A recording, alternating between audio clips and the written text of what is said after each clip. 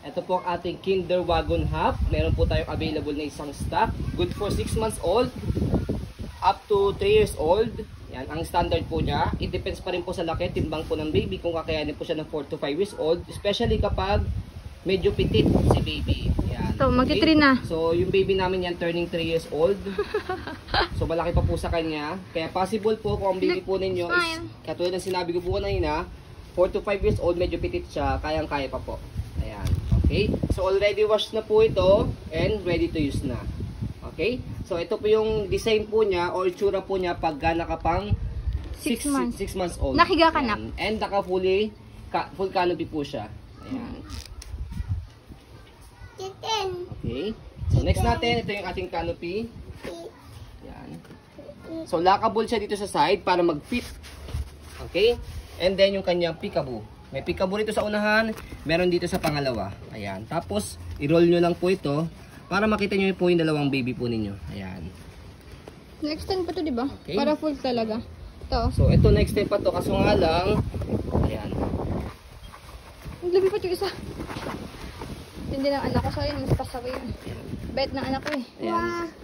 Na-deform lang to ng konti. Ayan. So, Pero depende sa inyo kung gusto nyo gamitin to o hindi. Dahil extension canopy lang naman po ito. Wala naman sira. Yes. Okay. Deform lang. Oh, si Anaya, yung anak ko. And then, next natin, ayan. So, meron siya zipper dito sa side. Okay. Fold muna natin yung kanyang canopy.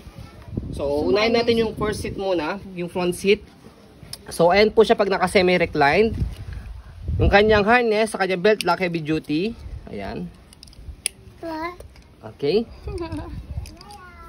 And then, kumpleto po siya sa harness pad. And yung front handle. Pasakay mo siya. Come. Okay. Kami. Let's go. And then, yung kanyang leg rest kapag ka nakahiga si baby. Yan. Pag naman nakaupo, adjust nyo lang dito sa ilalim. May pinipress dito. Makakapa nyo naman po yun. Yan. Okay. And then, next natin. Sa pagtanggal naman po yun, sa pagwash lang naman po yun, madali lang. Tanggal lang ang butones dito, yung screw dito. Makikita nyo po yan lahat, madali lang po siyang disassemble kapag ka po i-wash po ninyo. Tatanggalin yung mga pad. Yan. Pero wash na po namin po yan. And then, yung back seat. Nakalipat ka dito. Try mong higa. Kaya pa yung 3-year-old naman anak ko. 3 siya. December. Yan. So, natatanggal naman tong canopy kung gusto nyo pong ayaw nyo na may canopy. For example, tanggalin natin ng mabilisan lang. Sa side. Yan. Tapos, meron siya ditong strap sa gilid. Ayan. Touchable siya. And then, meron din strap sa likod. Tatanggalin nyo lang po yan. Kung molding lang naman kayo, pwede yan. Okay? Tatanggalin mo natin. For example, para kahit yung baby po ninyo 4 to 5 years old, yan, sakto dito medyo may kalaki ng konti, lagpas yung ulo niya, okay lang kahit walang canopy. Ayan. Para at least, kitang-kita nyo po yung baby po ninyo. Flatten yung upo nyo. Kaya nagandahan sa Kinder Wagon, yung kanyang pagkakaupo dito sa likod is flatten. Ito pa isa. Yan. And then, sa kabilang side, dito po yung ina-adjust sa dalawang gilid, left and right. Pe-press nyo po ito and then, backward.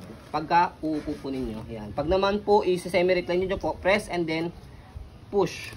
Yan. Okay? So, ganyan po yung tsura niya pagka ang baby po ninyo is toddler na. Yan. So, kaya masasulit nyo po ito. At hindi po kayo hirap sa elevator kapag pinasok nyo po siya. Ayan. So, stroll natin bago natin siya i-fold para makita po ninyo na wala po siya issue kapag ginamit. Ayan. So, unahin muna natin yung front niya, yung kanyang footrest, tapakan ng paa. Ayan. And then, yung gulong niya, hindi siya pudpot. Easy to maneuver, nag-swivel. Kung gusto niyo pong one way lang, itong color block na to, angat nyo lang po siya, pati yung sa kabilang side. Ang purpose po niya, pagka inaantok or nakatulog si baby, pwede nyo po siya ihele. Hindi na siya magro-rotate. Okay? Next natin, yung kabilang side. Yung body frame po niya. Right side. Yan.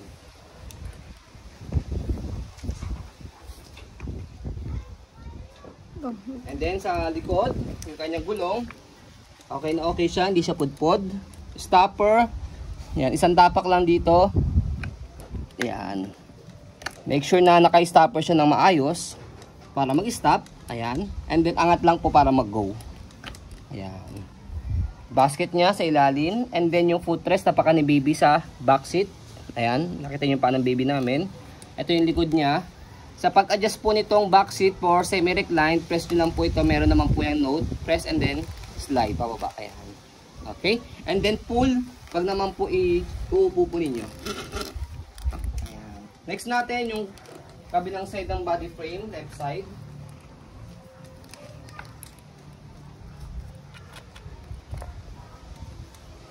Sa kanyang handle, wala po siyang issue.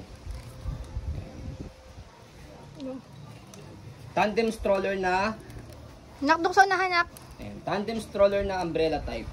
Ayan. Okay. So, ayan po siya. Yung ano, belt. Dito sa last seat. Ayan, nakamak pa.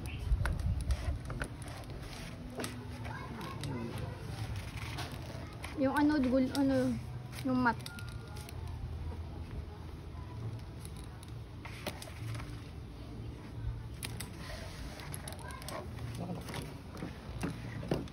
Yan. Ito. Pwede itong belt. Sa kanyang belt, yan, sa back seat niya, ayan, same din siya, complete ng harness pad, wala po siyang putol. Ayan. Okay. So, next natin sa Oh, pag-fold po sa wait kanya. lang, daddy. Oh, wait lang, anak. Doon ka sa bouncer. Ano ka naman sa bouncer, upo ka muna ron.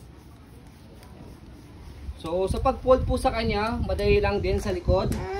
Angat nyo lang po ito. Yan, press nyo po dito. Angat to. And then, next to, angat to. Yan. And then, angat to. Yan.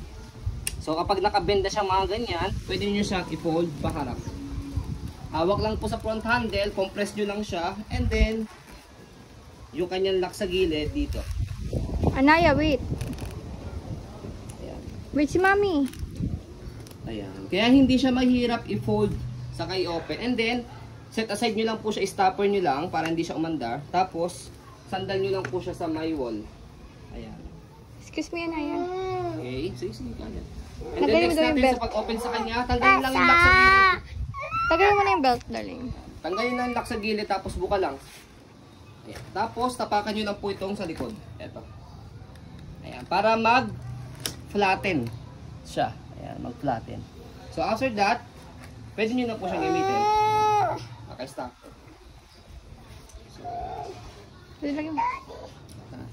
So, ayan po, as you can see, very details po kami sa amin pong Sa canopy. pag-video. Kasi kami shop policy, no refund, no exchange, what you see is what you get. So, ayun po, maraming Yung salamat. canopy. Have a nice day and God bless po.